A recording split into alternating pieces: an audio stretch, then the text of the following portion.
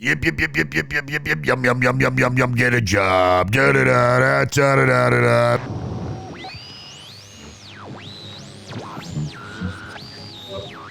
Well, I'll be dipped. It's your brother from the gutter, the slick one back behind the wood for the open bar on a, thank you, make that a stiff one, on a Victory Tuesday, huh? I mean, it wasn't pretty, but the Bills pulled it off. They are now in sole possession of first place in the AFC East after beating the Jets last night, 23-20, Monday Night Football. Josh Allen was 215 yards passing, 2 touchdowns through the air, along with 19 yards rushing, and of course a touchdown on the ground there in the first quarter on that opening drive. The offense, man, they really took it to him on the ground in that first drive. James Cook, of course, was out. Rookie Ray Davis led the ground attack.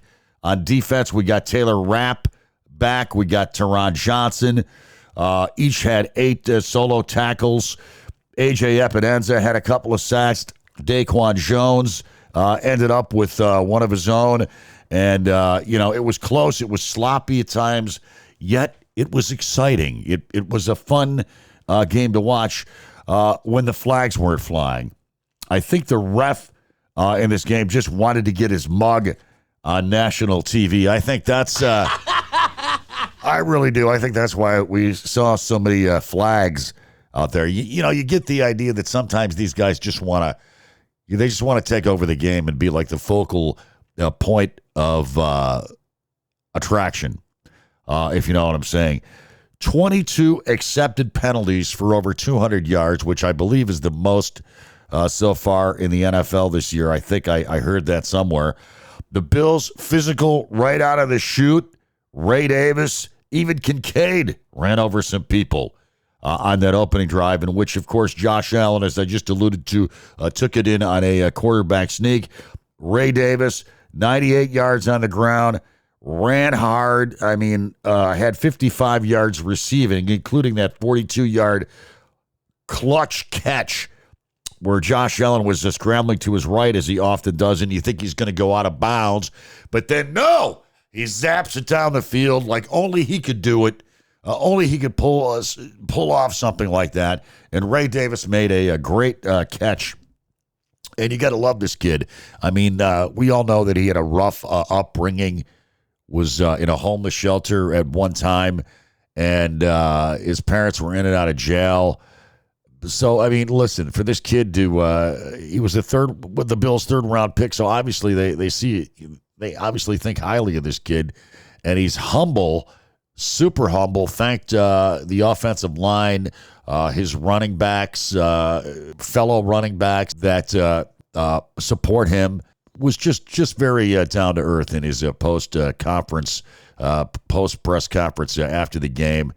And it's only going to get better. I feel so much better about I was wondering in this game with Cook out, are they going to go more with? I said they're probably going to go with Ty Johnson more, but they really surprised me using Ray Davis as much as they did, because they really have just used him sparingly here and there so far. But the kid, he came through with flying colors.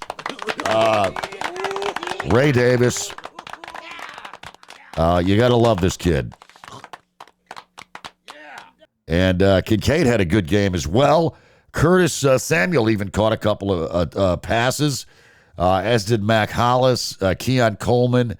Knox had that great touchdown catch when Josh was scrambling out of the pocket, and he hit him there in the corner of the end zone.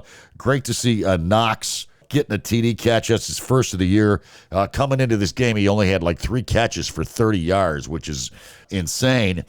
So, yeah, just a good effort. The offense, I feel a whole lot better. The D, they gave up some yards. I mean, the Jets, they had over 100 yards, a couple hundred yards passing. Rodgers, he had his best game so far, but the Bills were able to keep him out of the end zone. Of course, Teron Johnson back in the fold finally. How much did we miss Teron Johnson? Came up with that clutch pick in the fourth quarter. What an interception that was. One for the highlight reel.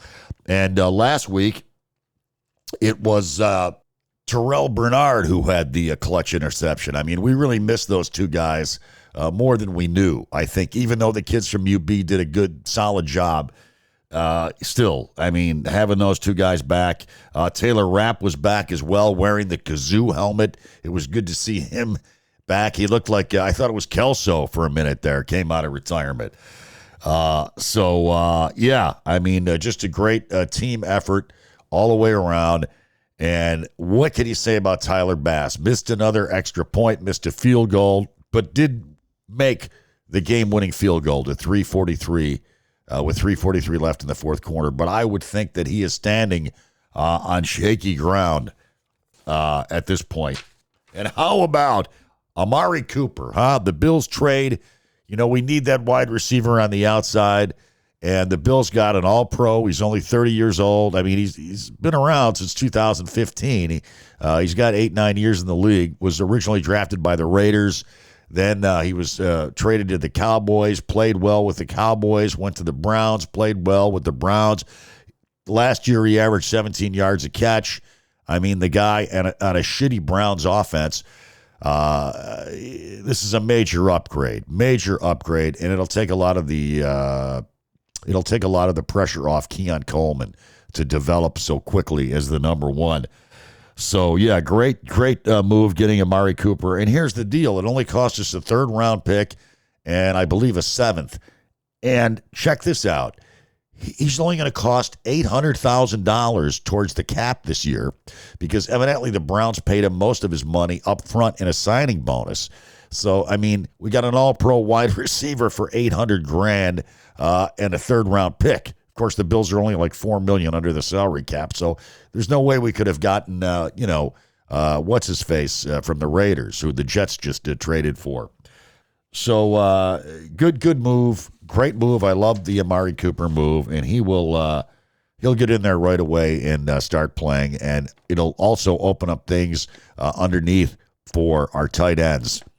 Shakir as well. It'll help him out. It was good to see him back. He had one catch as well yesterday, I believe. So, yeah, I know it's the Jets, but it felt good to get that win. And the Bills now in sole possession of first place in the AFC East. Huh? Watched a pretty twisted dark comedy over the weekend. If you like dark comedies, I got one for you. It's a Scandinavian movie. It's dubbed in English because I can't watch subtitles unless it's a movie in English where I just can't understand what the fuck they're saying. And there are movies like that.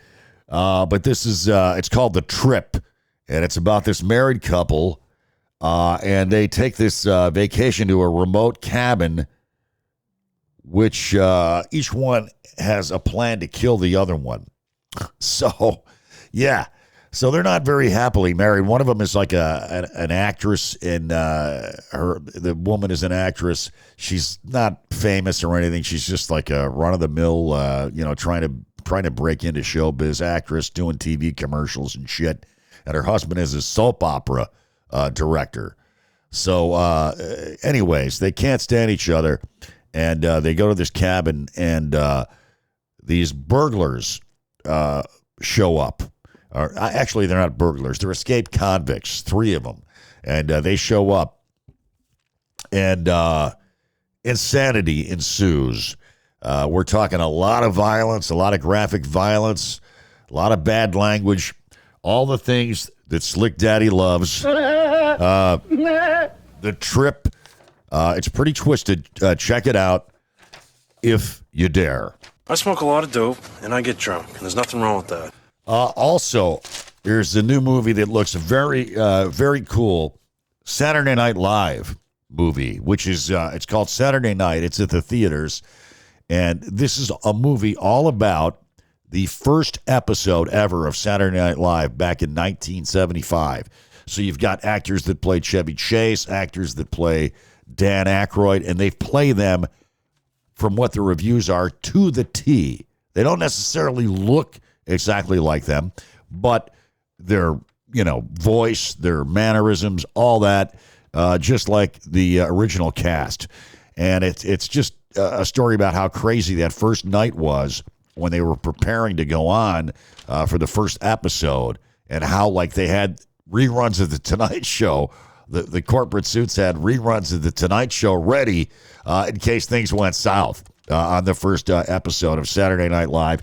And it is directed and produced by Jason Reitman, of course, Ivan Reitman of Ghostbusters fame, his kid. And Dan Aykroyd has said that it's he loves it, and he said, "Look, this is going to be up for Best Picture. I'm telling you."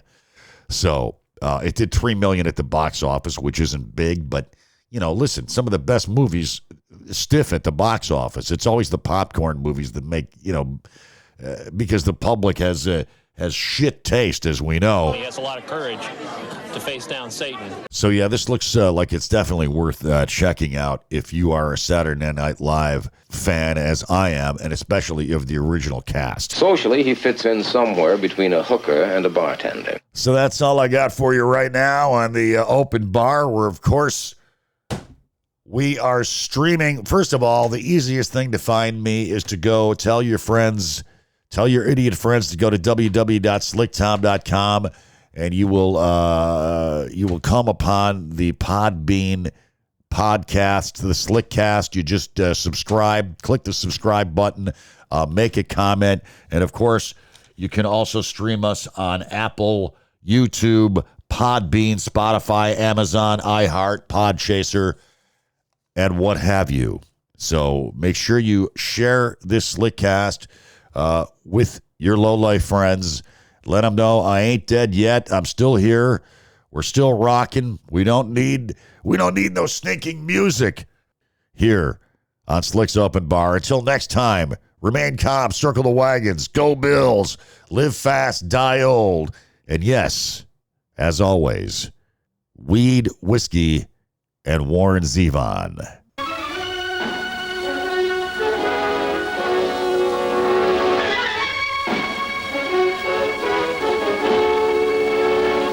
Hail to the king, baby.